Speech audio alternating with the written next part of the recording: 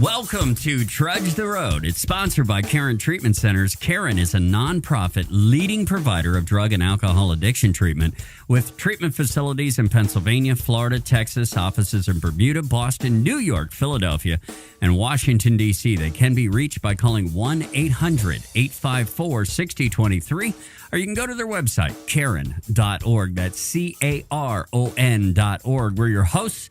I'm Rich, a recovered drug addict. My name is Jerry, and I'm a sober alcoholic. Let's start the show, Jerry, by you filling everybody in on why do we do this show? It would be my pleasure. Trudge the Road Radio is a program that is dedicated to folks who suffer from the disease of addiction to alcohol and drugs. And every bit as important, family members and friends, you suffer tremendously. We know you've got all kinds of questions, and our goal here is to answer as many of those as we possibly can, and with the grace of God, provide you a solution to this incredible dilemma, the disease of addiction. All right, coming up, we are going to have Tara CONNER join us. Tara CONNER. She's great. Former Miss USA 2006. She has a very compelling story. We've had her on before, which you can find by going to YouTube, and it is episode 17. And that's where our YouTube channel is. It is YouTube. Just type in the search engine, Trudge the Road Radio, and all our episodes will pop up right there. We also have a DVD that is now available at our website, recoveryforlifechannel.com, and it's called Jerry and the 12 Steps, and I believe the Jerry in the title is you. And what a fantastic recovery tool this is. What a very helpful and compelling and compassionate tool this is. I think that one of the most difficult things, as being a former chemical dependency counselor and as well as being a sponsor within the recovering community, is explaining the 12 steps and how they work. And, over the years, I'm not taking any credit from it. It's just it's what I have learned and have been able to communicate and simply explain all the steps 1 through 12 and open the door for people to be able to experience their own journey of epic proportion. And this is something for the addict as well as for the family. Sure. You'll understand a little bit about what makes the program work. The 12 steps are a blueprint for living to provide for us a spiritual awakening. That's what happened to me. That's what's happening to you. And that's what's going to happen to anybody who does this effort. And this is just a tool to be able to make it a little bit easier to open those doors and for you to be able to enjoy what you're looking for, which is peace of mind. recoveryforlifechannel.com, and boom, it'll pop right up there. It is. And take a gander, get yourself a copy. Tara CONNER, as I mentioned, is coming up. But Jerry, Tara, when she last left us, walked out this door and walked down the road here at Caron Treatment Centers and checked herself into Breakthrough. The Breakthrough is a program.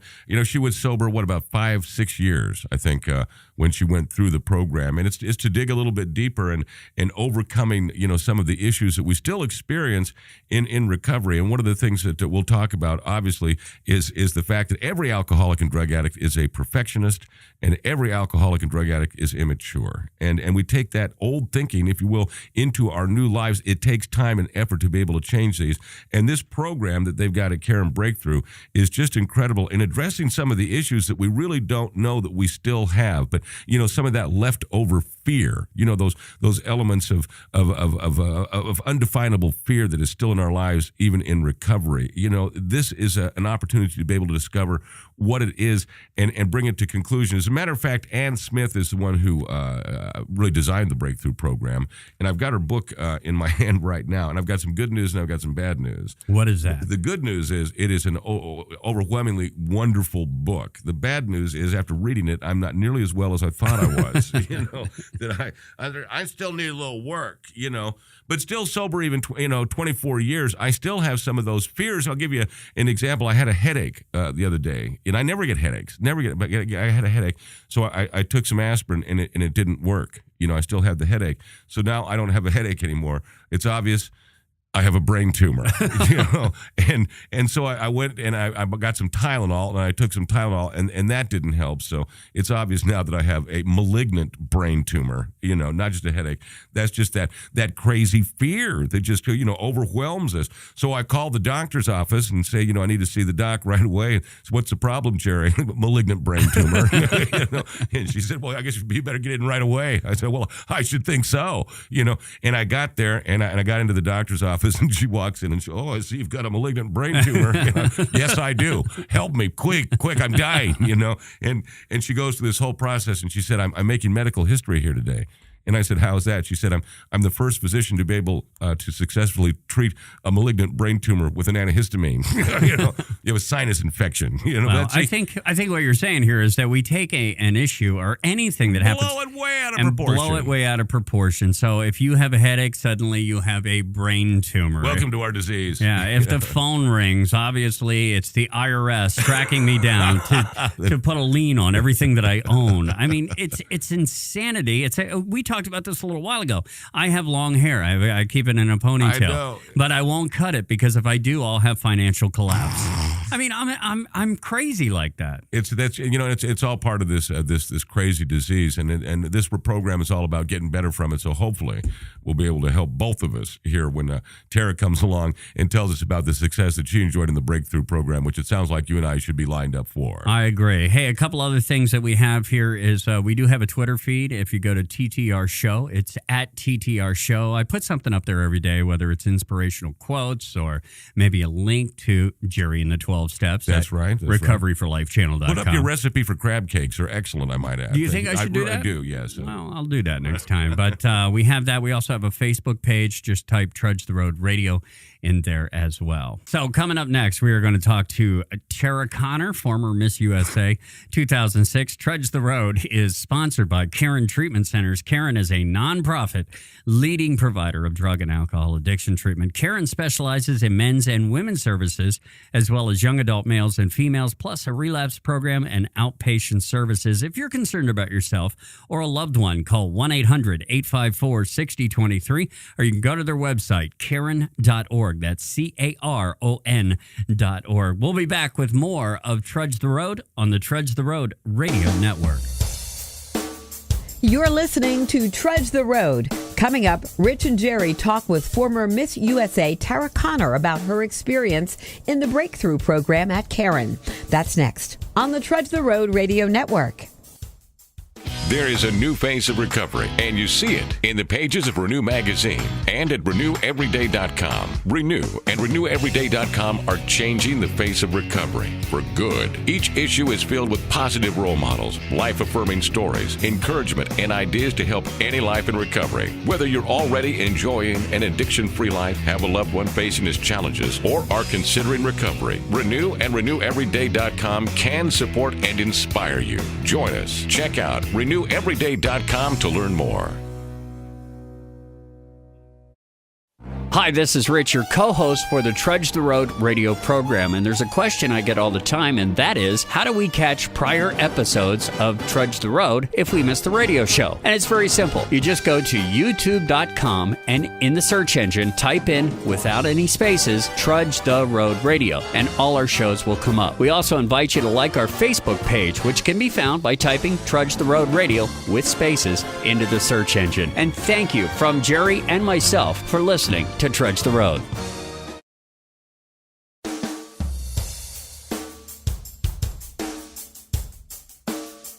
Welcome to Trudge the Road. It's sponsored by Caron Treatment Centers. Caron is a nonprofit leading provider of drug and alcohol addiction treatment with treatment facilities in Pennsylvania, Florida, Texas, offices in Bermuda, Boston, New York, Philadelphia, and the nation's capital. They can be reached by calling 1-800-854-6023, or you can go to their website, caron.org. That's CARON.org. We're your hosts. I'm Rich, a recovered drug addict. My name is Jerry, and I'm a sober alcoholic. Jerry, if you would, start the segment by telling everyone why we do this show. Trudge the Road Radio is a radio program dedicated to folks like us who suffer from the disease of addiction to drugs and alcohol. And every bit as important, family members and friends. You suffer tremendously, and we know that you've got a lot of questions. And our goal here is to be able to answer as many of those questions as we possibly can, and with the help of the good Lord above, provide a solution to this incredible dilemma, the disease of addiction. We are blessed again to be joined by former Miss USA, Tara Conner. So welcome to the room, Tara. Hi, good to be back, guys. It's Good to have you back. Good to see you. Good to see you. Thank you very much for coming. We appreciate that. I know that you've got a busy schedule, and squeezing us in is an honor. Now, Tara's complete interview is number 17, isn't it? It is. If you go to youtube.com YouTube.com/Trudge the Road Radio, or just type Trudge the Road Radio into the search engine for YouTube. Episode number 17 is Tara Conner. She tells her whole story. Absolutely. And so we don't want to focus on that this time, Tara. Okay. We kind of want to talk a little bit about where you were. It's easier for me to just take her inventory, don't you think? I mean, and just real quick. I mean, the reality of it is that Tara, here you're born in little Nowhereville, Kentucky, and by the time you're 20, you're Miss USA, and you do the whole thing loaded to the gills. You're our hero. Why, thank you. And it's a beautiful thing. Plus, I would like to also dispel the myth of the beauty pageant. You're the beauty pageant contestant, and through my career in the media, I've been around a lot of Miss, and I'll leave the states out, and they are, and I'll use the word prissy because the other word I'm thinking about is not appropriate. And you are anything but. You're really the exact opposite of the image. You're more like a rock star. Why, thank you. Kind of like you and me. I'm talking about. Of course. Absolutely. In good company. And it's great to have you here. You do have just a wonderful personality, but it is an amazing story, and I do want everybody to hear the whole thing. But just a little bit so folks maybe can remember about your journey, and it is incredible. It starts in little Somerset, Kentucky, if I'm not mistaken. It's Russell Springs, which is right beside Somerset. That's right, a suburb. And by the time you're 20, you're Miss USA, and then the tragedy occurs, and it all catches up with you. Just kind of give us a synopsis, a little bit about what happened, what brought you to treatment. Well, basically, during my reign as Miss USA, I was living my life the exact same way that I was when I was in Kentucky. And I think a lot of people felt like I was a small town girl that moved to the big city and I just lost my marbles. But the truth of the matter is, my addiction started at 14. And so I feel like I had a whole organization and group of people that were constantly holding me accountable, and I was running out of steam faking through life. And so finally it just kind of caught up to me, and then one day they were like, well, you seem a little off, and they drug tested me, and I may have turned up positive for something called cocaine. And the next morning I was driving into the city, and I turn on the radio, and it says, Miss USA is going to lose her title for blah, blah, blah. And by the end of the night, it was on Sports Center. And I was like, oh, this is bad. So, I feel like the miracle is I feel like my God has a very funny sense of humor. And for most addicts or alcoholics, well, especially in my experience, if one person points their finger at me, I'm like, well, we've all got problems. Let's be real. Mm-hmm. But if you have an entire nation holding you accountable, it kind of makes you think you might have a point there, So the deal was that if I went to a treatment facility, I would be able to keep my title. And I went to the Caron treatment facility, and it changed my life. I was completely willing. I was tired, and just the saying out loud, like, yes, I messed up, and knowing that people weren't running from me, I was like, they're not going anywhere. They're still here, So it was a tremendous weight lifted off of my shoulders, and each day in recovery, it just got better and better and better. And we're assuming it continues to get that way. Yeah, I feel like I'm always an evolving. It's kind of like being a butterfly, in a really cheesy way. But I'm willing to pay the cost of change, which is very expensive. And it's sometimes painful. And no one wants to look at their character defects and say, wow, there's things I need to look at.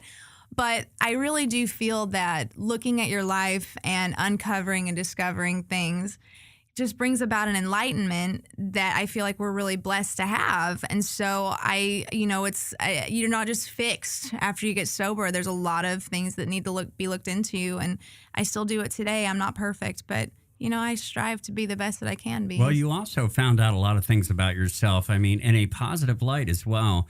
And we were talking a little bit off the air about some things you've discovered about yourself, about writing music, and you found out that you were a top-line writer that you did not know about beforehand. Right. Is that one of the things? What else have you discovered about yourself? I feel like I never really had the opportunity to know who I was as a human being because, and I learned a lot about this in at Breakthrough, which I know we're going to get into. Well, frankly, it was kind of defined for you, the absolutely. reality. I mean, I feel like from a very early age, I was put up on a pedestal, and I always had to be a certain way for someone, whether I was the top cheerleader in high school, so I had to play the role of the top cheerleader, but I was also a little druggie, so I had to play the role of the druggie to the right people, but I also had a mother that really wanted me to have a better life. So I had to play that role for her so that she would be okay. And then, I'm a pageant girl, so I have to like wear lipstick when I leave the house. And I don't like lipstick, So it's like I feel like I kind of frauded my way through life, because I just felt like I was put on this earth to ensure other people's happiness. And I never had the ability to get in touch with myself. So I feel like, the past, 6 years, a little over 6 years, I've kind of learned who I am, and I kind of like it. Right. Well, basically, what you were explaining there is the disease of addiction. Yeah. I mean, the synonymous feelings with it in all of us. Now, the last time that you were here, you were going into the Breakthrough program, and you were very excited. And Ann Smith, who's been a guest here and is an incredible person, has a book called Overcoming Perfectionism. And Ann really is kind of responsible for the Breakthrough program. And as a matter of fact, you're quoted in the book. May I? Yeah, I don't think you've even read this yet, have you? I haven't. This is what Tara writes here. As a former Miss USA, I've dedicated a lot of time to trying to be the perfect woman. In fact, I spent so much time trying to be the Tara that everyone else needed me to be that I wasn't in touch with my own needs. Ann Smith has helped me to develop and live in sync with my own values and authentic self. She's empowered me to love the woman I am today. I would recommend this book to anyone seeking self-acceptance. Tara Conner, Miss USA 2006. That's quite a bit. That's a heck of a compliment that you're paying. And you wrote this after experiencing the Breakthrough program. Right. So the obvious question we're all, what's it like? Oh my gosh. Well, I don't think anyone likes to lock themselves up into any type of controlled setting for a week. However, I'm always willing. Even when I went to treatment the first time when I first came to Caron, I wasn't excited to go to rehab. I don't think anyone's really thrilled to go to a facility. No. But I was also in a place at the time where I was willing to look at something different because I was a little stuck. I think that through the course of my sobriety, I think the first 3-4 years was really focusing on my inventory and my amends and kind of cleaning up the wreckage of my past. But I feel like one of my problems was that being said, in the media itself and even, by family members or coworkers, I always felt like I had a debt to pay. I always felt like I always needed to prove to them that I wasn't who these people make me out to be. And once again, I'm not living for myself. I'm living for other people. Right. So going into it, I didn't understand why I felt stuck. I didn't understand why there were days where I could be overjoyed. My first year of sobriety, I was on that pink cloud that is whew, it's better than any drug that you can wonderful. ever take. It's the best feeling. But sometimes that fades, Right. and then there's life. And it's life is still in session, but there's still, you still have to stay accountable and look at your part, and then also try to find the joys out there and your natural highs, if you will. And I was just feeling very stuck because I feel like sometimes you get sober and you're like, well, what's next? Exactly. And I think it's kind of an explanation of what it's like, for folks who aren't addicted to define what you're speaking about here is the extreme in our emotions. Basically, at the stage when we just stop drinking and get here, we're locked down with three basic feelings, and that's elation, anxiety, and despair. Yeah. And I can give you the example is, elation, we got the dope, Yeah. Anxiety, it's running out. Despair, it's gone, Right. So we're functioning off of those three feelings. So it takes us a little while to bounce around the room a little bit with those almost manic type of feelings we have in the beginning. Yeah, absolutely. And I was a little manic mess, but I was also a little AA cheerleader. I love recovery, and I was so happy in my first year because I just didn't have to fight anymore, and I feel like I got a lot of rest. Right. I wasn't sleeping very well, but I felt very rested compared to, my prior life up to that point. But, when I went into Breakthrough, I was, I was a little apprehensive. I was excited, but I was also scared because, there's always things that you learn about your life that you don't really want to see. And I think that the older you get in sobriety and the more you learn about yourself, the more you realize how much you got to work on. And I think at some point we want to say, I'm done working, I'm fixed, but you're never fixed. So when I went in, It was interesting because you're there with strangers, Once again, you're locked up with a room of strangers. And I'm telling you, like the first woman that I saw when I walked in, I won't say her name, obviously, but she looked just like my mom. Oh, great. I was like, what is going on? They brought in actors. Am I being punked? Like, what is going on? She had the same mannerisms of my mom. She twitched the same way as my mom. She had the same haircut as my mom, the same bone structure. I was like, that's my mom. Wow. That's freaky. That's freaky. And Tara and her mom have a very close, but I will classify as complicated relationship. Yeah. Okay. Yeah. I mean, right. but I will say, before my mom went to Breakthrough before I did. Because it got to a point where I was like, hey, Mom, listen, I love you, but I'm feeling a disconnect. And I think that, it would be really good for you maybe if you could experience the Breakthrough program. And this, because I had just heard so many wonderful things about it. And the changes were subtle, but they were there, And then I basically learned how to have a healthy relationship because throughout my life, my relationships had no boundaries whatsoever. Right. And I was able to start drawing boundaries with my mom. And I'm going to be honest, generally when my mom comes to visit me in LA, by the time she leaves, I'm ready for her to go. Sure. But I'm so excited because she's coming in tomorrow. We both land at the same time. And I get to visit her. And I'm really excited to see her, because we've been able to draw the right boundaries with each other and just have a mother-daughter relationship the way that it should be. Right. I'm the daughter, she's the mom. Right. And you said before you found recovery that she was your greatest enabler. Mm-hmm. Because I remember that from the last interview. Mm-hmm. So your relationship from then to today, I'm assuming, is a complete 180. Oh, it's 100% different because I used to live, and this is partly her fault, but partly my fault. I think that we all can hold accountability in any situation. But, I really felt like my biggest fear when I went to treatment was that my mom would die unhappy. And that's not my place, know? No. But that I didn't even want to say that out loud because I was like, heaven forbid that comes true,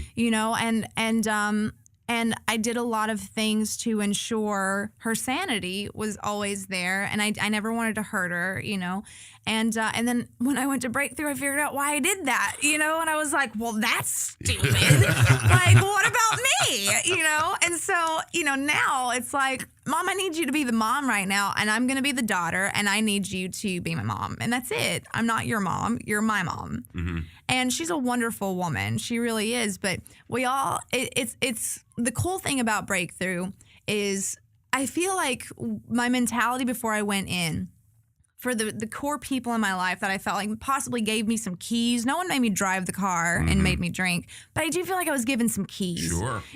And I for a while resented that until I realized I had to get rid of the resentment.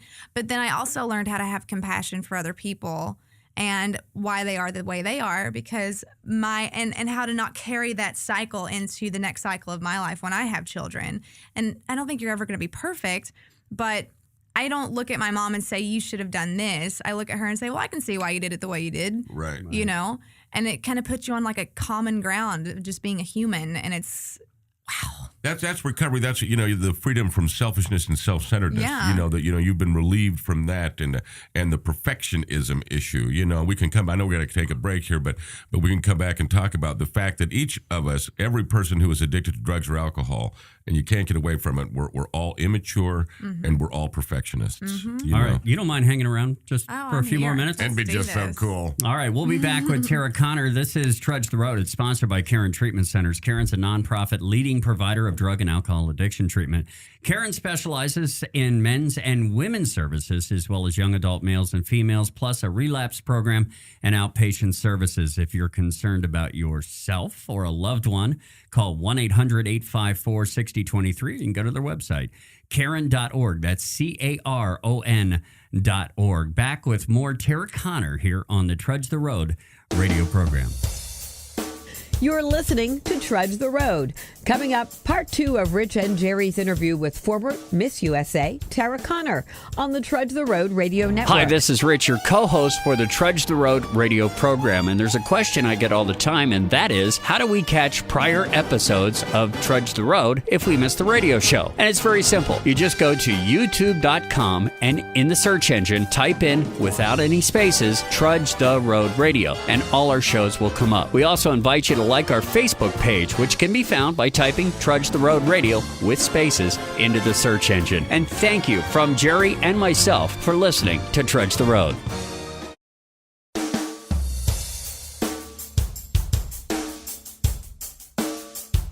Welcome back to Trudge the Road. It's sponsored by Caron Treatment Centers. Caron's a nonprofit leading provider of drug and alcohol addiction treatment with treatment facilities in Pennsylvania, Florida, Texas, offices in Bermuda, Boston, New York, Philadelphia, and Washington, D.C. They can be reached by calling 1-800-854-6023, or you can go to their website, caron.org. That's CARON.org. We're your hosts. I'm Rich, a recovered drug addict. My name is Jerry. I'm a sober alcoholic. And we are blessed to have part 2 of Tara Conner, former Miss USA, joining us, and now a top-line writer for music and and many other things. And, we were just talking a little bit about Breakthrough and how when you were here last time, you had immediately left that chair right there and cruised right over there to Breakthrough. And I think that, you've been sober for 5 years when you went to Breakthrough? 6 years. 6 years. And almost 6 years. Almost 6 years. Up on 6. And argue with me if you want on this, but I think that, so much of the beginning of our recovery is discovering who we are not, right. By the, just because it was, our behavior sometimes is translated into our character when in reality, it's just kind of synonymous with the disease. It's a symptom of the disease. And that discovery of who we are not is a wonderful thing. And we have the steps to be able to get rid of that. But then that kind of leaves us like, well, then just who are we? Who are we? Who am I? Right. Which is very difficult for anyone to discover. But, here you are making that discovery at a very early age where you've already had this, magnificent amount of success, Miss USA. And, here's the consequences of life facing you, as a new person. And finding that self-acceptance, finding that balance, finding out who you are, that's the journey that we're interested in finding out. Right. Yeah. When I think if I could say one of the greatest things that I learned in Breakthrough, they basically teach you the patterns that you develop from a very early age. And some of my, my patterns. Hello. Some of my patterns were like perfectionism, and that was a really big one for me because for the longest time I felt like if everything looked good on the outside, then maybe my insides would catch up at some point. Right. But I really throughout my life never had a voice, and it was because of different situations, whether it's like growing up and I come from an alcoholic home, but at the same time it's like I was never allowed to say ouch when it hurt. You know what I mean? And it's not because my parents weren't listening. It was just like I think sometimes people are so involved in their own lives that they don't see what they need to see. And I feel like they lose the emotional awareness around them. Absolutely. Or it's too hard for them to look at some of the real things that are actually happening. So it's very easy to brush it under the rug, So I always learned that my voice never worked. So I never used it. So I tried other methods like, well, then I'll just act like I'm awesome all the time. Or I'll just act like I have everything together and that's that. And so I never had the opportunity to say like, I'm really not having a good day, guys. So this is what you see is what you get. Like, I am not a fan when people put their negative emotions on me.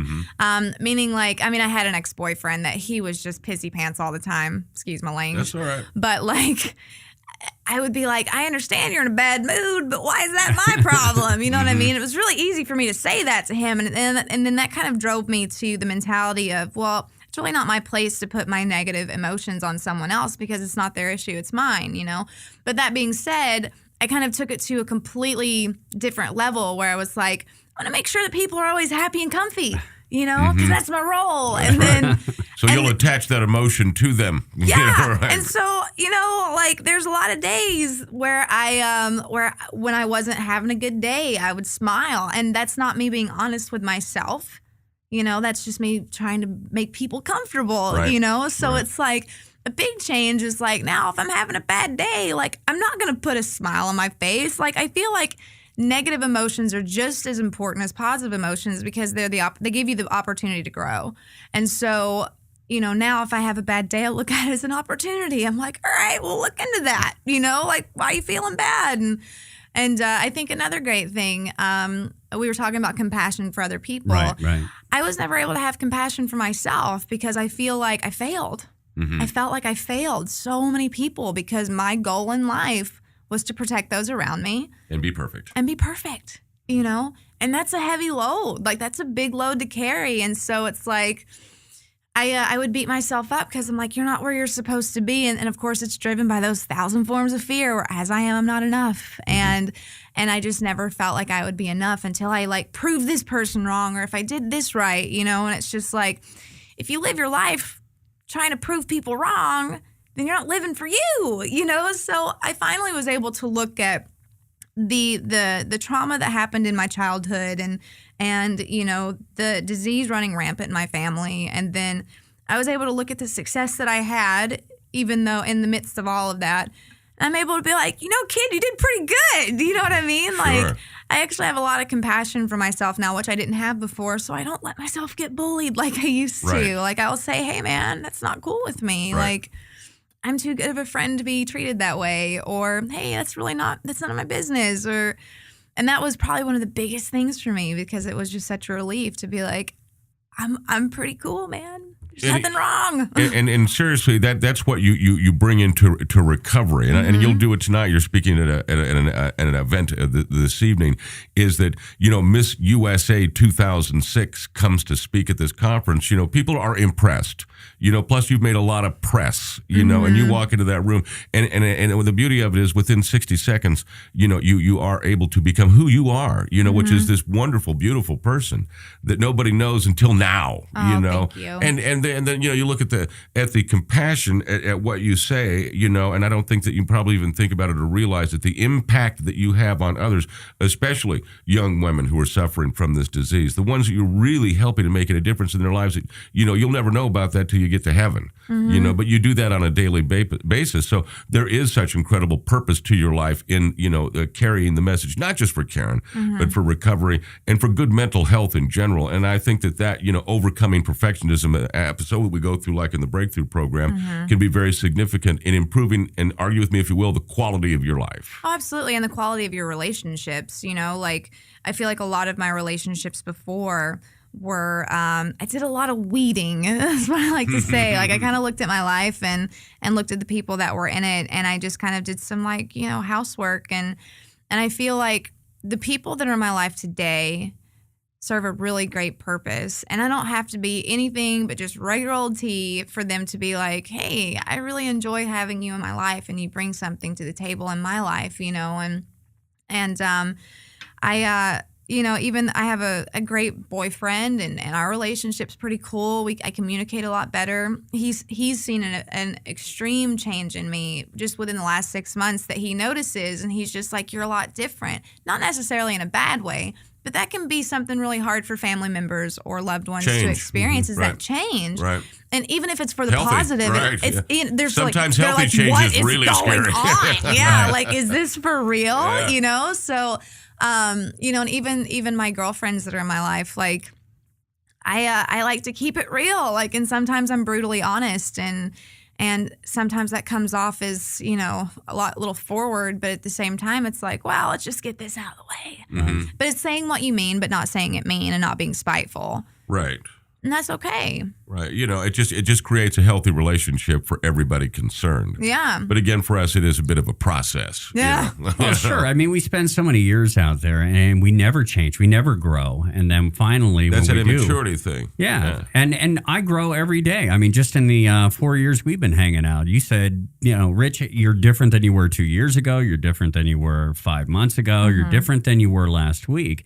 And that's because I'm constantly growing because I spent 37 years not growing. Mm-hmm. You know, that's the same. way, too, that I look at it in this recovery thing. You're either going forward or you're going backward. Right. You know, there ain't no being in the middle. No. You know, you're getting better or you're getting worse. You know, and we, you know, on a day-to-day basis, try, you know, to get a little bit better and enjoy that peace of mind, you know, that we've been trying to seek so hard. And, you know, when you really taste it, and, you know, people like yourself who've experienced the breakthrough program come out of there with that seeming, you know, it's kind of difficult to define, but I see it. I see it in you. I see it in other people. An acceptance, maybe, I don't know what it is, but I will say, like, I didn't come out of there feeling like, okay, when I came out of treatment, I was on top of the world. Yeah, cloud when I nine, came out of breakthrough, I was really raw. Sure. I was really, really raw because it all came to the surface. It all came to the surface. And I feel like, and I think some people may be able to relate to this, but I feel like when you do your 4th step and you're doing your inventory, it's all about finding your part. It's all about finding your part and finding your part. What's your part? What's my role? What's my role? What's my part? But I do feel like there are some things that could be tragic or tragedy or trauma or whatever else that we still have a lot of healing to do. And I had a lot of crying to do because I literally jumped from I'm a screw up to I'm going to try to do everything right so that I can show people that I'm not a screw up. But there was still a lot of stuff in the middle that I went straight from like resentment to forgiveness, but I never allowed myself to heal.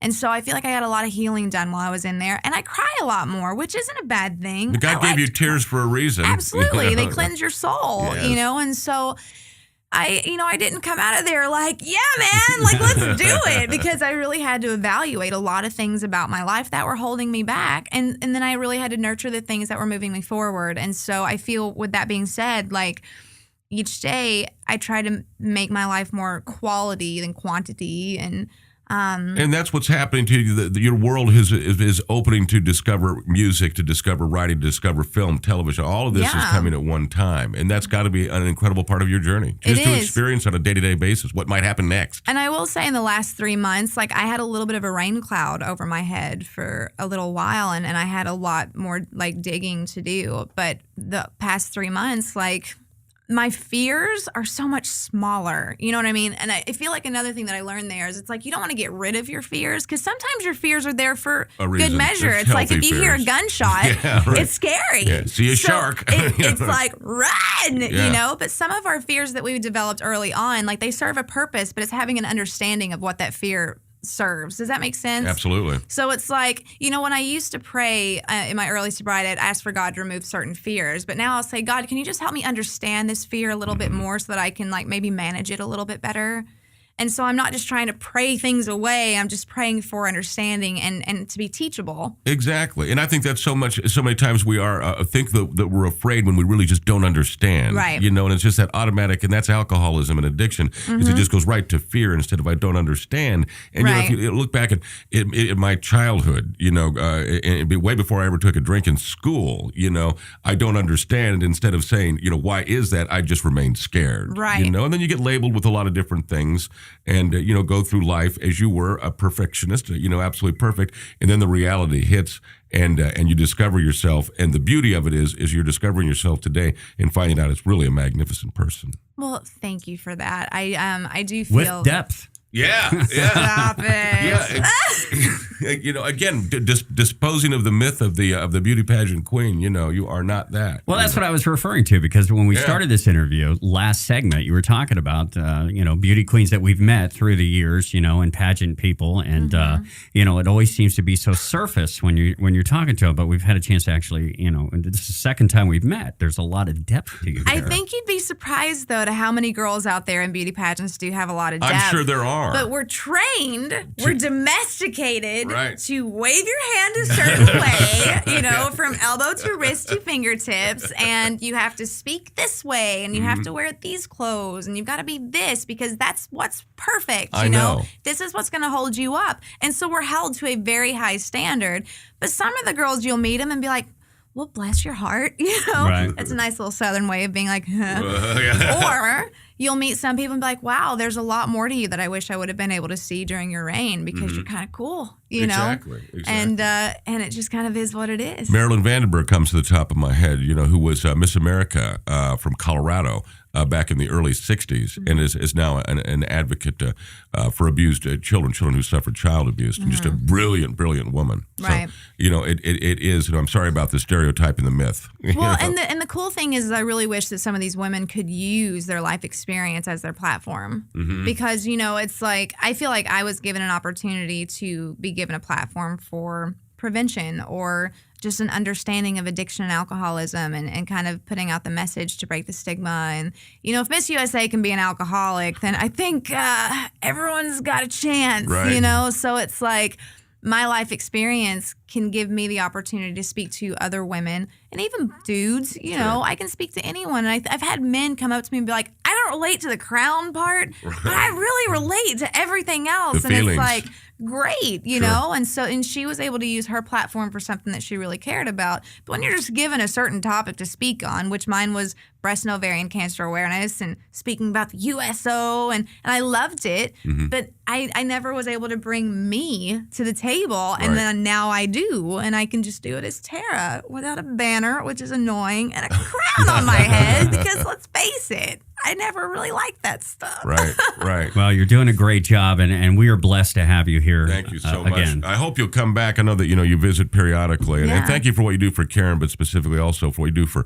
recovery for all of us. We are deeply in your debt. I do want to say one last thing. Sure. Just I need to give a little bit of props to Caron, because I will say that the cool thing about when I first entered the Caron treatment facility, I feel like they gave me the coolest foundation and so many tools for my sobriety. And then here now, 6 years later, they've changed my life all over again. So I think it speaks volumes of what they're capable of. And if you do have a family member that's struggling or you're struggling, you don't have to be an alcoholic. Caron serves many purposes, and I love them. So do we, dearly. Yeah. It's magic. I'll put it that way. We love it. Tara, thanks for coming by. Thank you. Appreciate it. Trudge Road is sponsored by Caron Treatment Centers. Caron's a nonprofit leading provider of drug and alcohol addiction treatment, and Caron specializes in men's and women's services as well as young adult males and females, plus a relapse program and outpatient services and breakthrough, what Tara was talking about. So if you're concerned about yourself or a loved one, call 1-800-854-6023, or you can go to their website, caron.org. That's CARON.org. For Jerry, I'm Rich. We'll be right back with more on the Trudge the Road Radio Network. You're listening to Trudge the Road.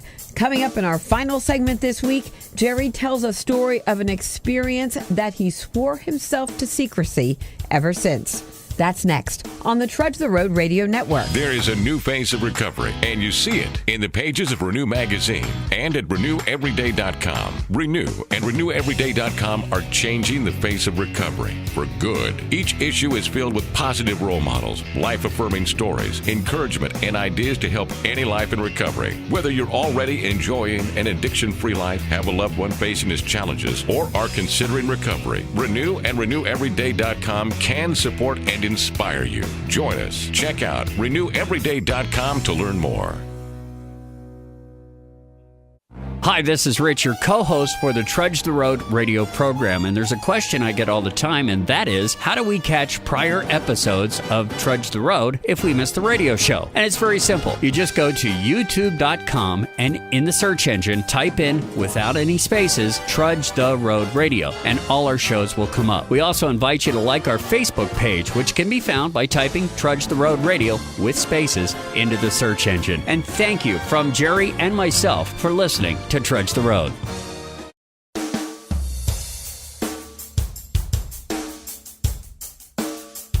Welcome back to Trudge the Road. It's sponsored by Caron Treatment Centers. Caron's a nonprofit leading provider of drug and alcohol addiction treatment with treatment facilities in Pennsylvania, Florida, Texas, offices in Bermuda, Boston, New York, Philadelphia, and Washington, D.C. They can be reached by calling 1-800-854-6023, or you can go to their website, caron.org. That's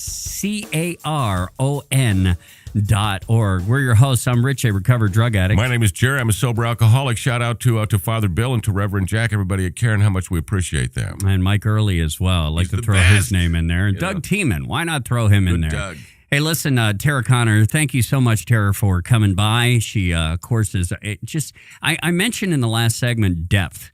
And she just has a lot of depth to her. It's Yeah. not she doesn't have a surface personality. In other words, she really reaches inside, and when she's talking and telling her story, you almost go there when she's telling it. Really, yeah, very compelling. She is the real deal. I mean, it's who she is, and that honesty is so obvious and so tangible. Well, I was telling her a story off the air about Pat O'Brien, and if you remember Pat O'Brien, he was with CBS a long time, Inside Edition. He hosts a radio show, very open about his recovery, and he was saying the other day about how difficult it is to get sober when you're in the public eye. And if you remember, he had, I believe his story is, I don't want to go too deep into it. That's his story, yeah. He had left a couple of sexually suggestive messages. That's kind of how the story all broke on him, and then he ended up going into recovery.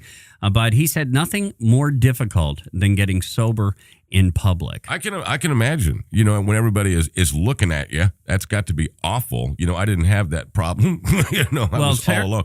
Tara, has admirably, she's been able to incorporate her celebrity into her recovery, and that's what makes it so beautiful. But being a celebrity or being somebody who is prominent does not exclude you by any stretch of the imagination, obviously by Tara, of having this disease. Well, she said it was twofold. She had, it's very difficult to get sober when the whole nation is looking at you, but on the other side of things, it almost holds you accountable. Yeah. That no matter where you go and what you do, that you are being watched. So she said in a way, it kind of did help her get sober. I had an encounter with a celebrity that is kind of interesting. It was by accident in AA. I was working full-time as a social worker in Louisville, Kentucky, but I was working part-time for a group of radio stations that were there.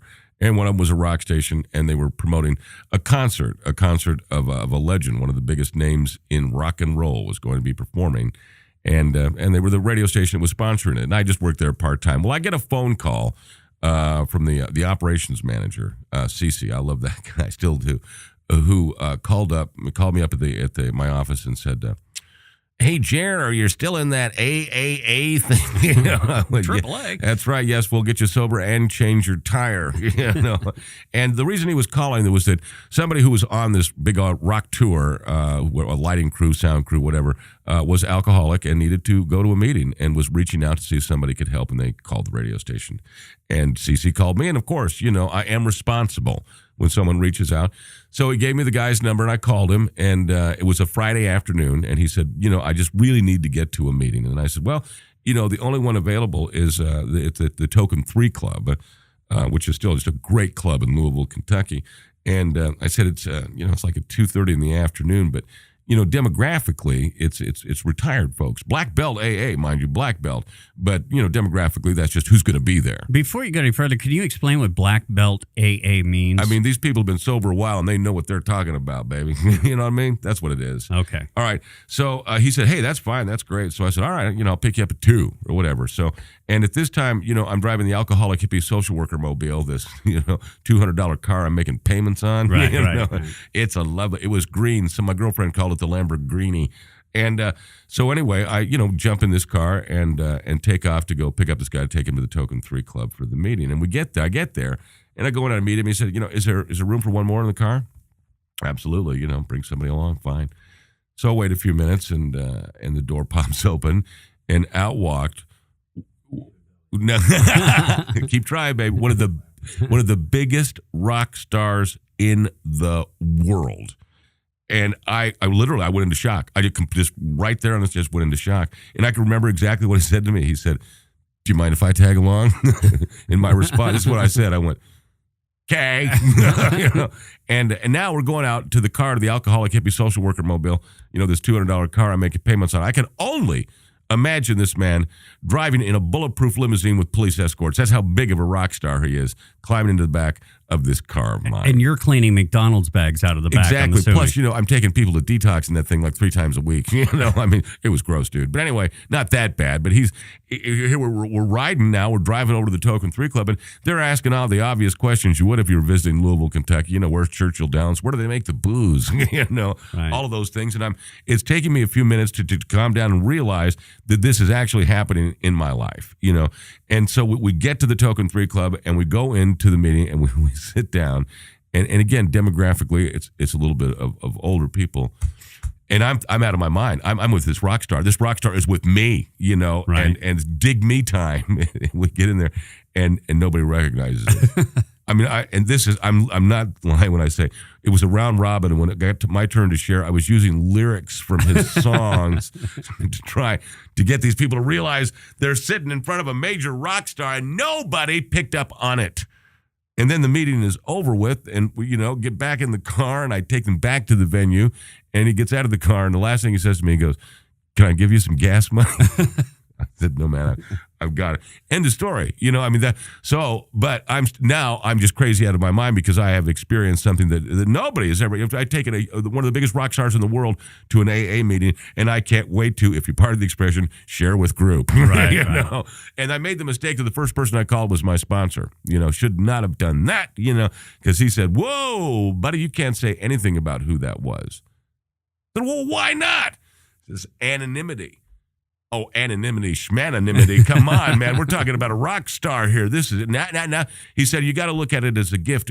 First, look at your role, Jerry. He said, they played you like a violin, man, because they know if they had just called you up and said, "Hey, would you take this major rock star to an AA conference?" Well, you'd have told everybody in Kentucky and Indiana, And I said, "No, I wouldn't have." He goes, "Yes, you would have." Well, maybe 100 people. Maybe 50. They may have told a couple. All right, there'd have been some folks there.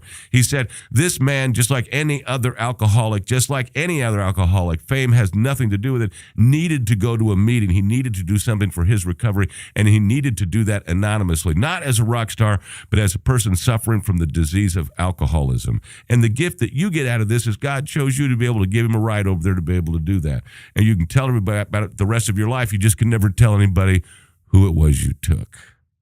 And to this day, I have not spilled the beans. I would like to go ahead and vouch for that because I know between Matt and myself, you try to get it out. We always say, "Hey, look, just come here. Just tell me. I won't tell him. Yeah, you'd figure it out in a second. I won't tell anybody. I promise. I can't. See, the thing that's the beauty of it is just for me.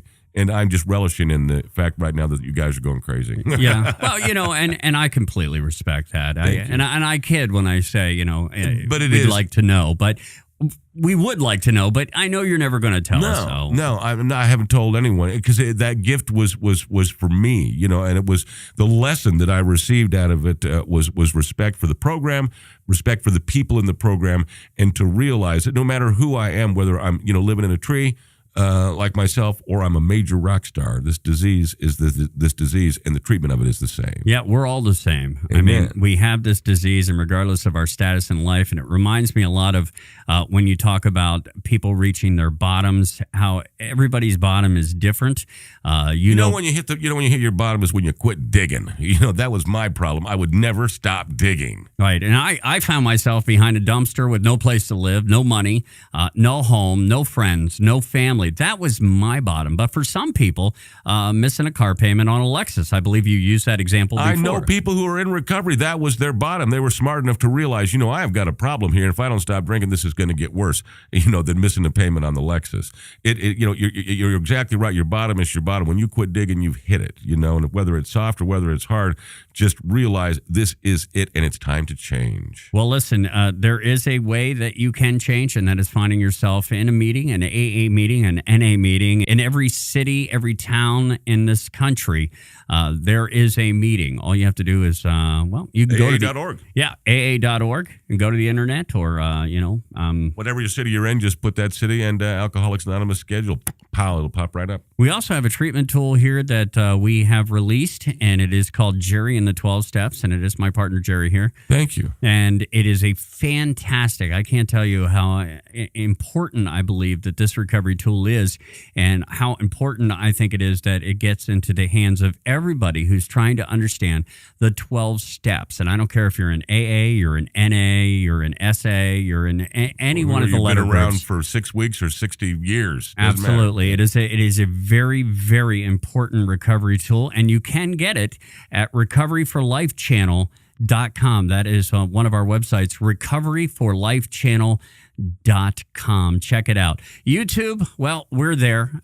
Just type Trudge the Road Radio into the search engine. I think by the time you get to Trudge, should pop up. Yeah, our episodes should pop up. It's all our prior episodes. This one will be up there very shortly as well. You can check out our Facebook page, which is on Facebook. Just type Trudge the Road Radio in the search engine there. And to thank all of our local affiliates, radio stations around the United States who carry Trudge the Road, we very much appreciate you doing that. Yeah, we're very, very grateful for that. Trudge the Road is sponsored by Caron Treatment Centers. Caron is a nonprofit leading provider of drug and alcohol addiction treatment. Caron specializes in men's and women's services, as well as young adult males and females, plus a relapse program and outpatient services. If you're concerned about yourself or a loved one, call 1-800-854-6023, or you can go to their website, caron.org. That's CARON.org. A big thank you to Tara Connor for coming by. Amen. Yeah, she is just a fantastic lady. Thanks to Matt, the producer, for hanging out here. And for Jerry, I'm Rich. This is Trudge the Road on the Trudge the Road Radio Network. You've been listening to Trudge the Road. You can catch prior episodes by going to our YouTube channel. Just type Trudge the Road in the search engine, and thanks for listening to Trudge the Road on this great radio station, which is part of the Trudge the Road Radio Network. Thank you for listening to Trudge the Road. The opinions expressed in the show are those of myself, Jerry, my co-host, Rich, and our guests, and not necessarily those of the Caron Treatment Centers. For more information regarding the show, go to our website, trudgetheroadradio.com.